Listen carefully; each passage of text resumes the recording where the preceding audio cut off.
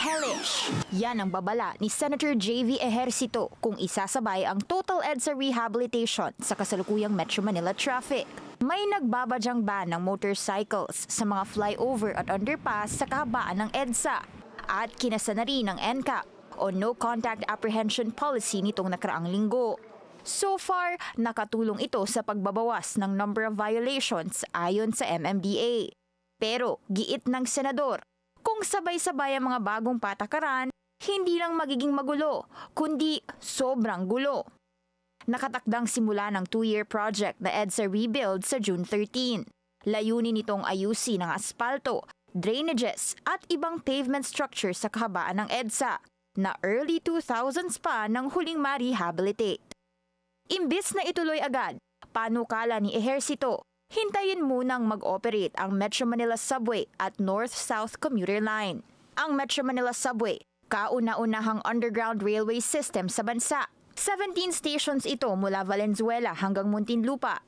Target ng gobyernong makapag-operate ito ng at least 2 stations bago matapos ang Marcos administration sa 2028.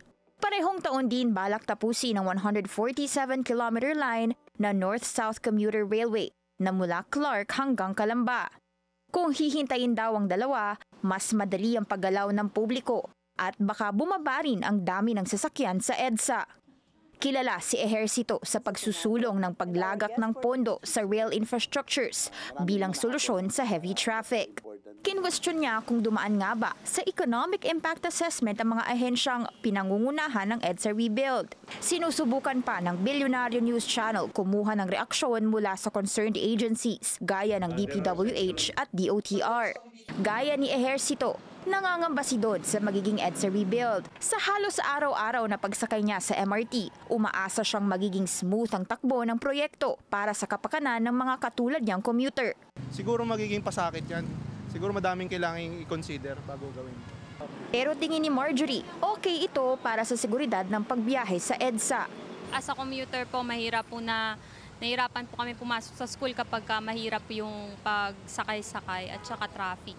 Anumang development sa mass transport kasama ang bagong railway system, welcome sa kanya. Para sa agenda, Hannah Tia, Bilyonaryo News Channel.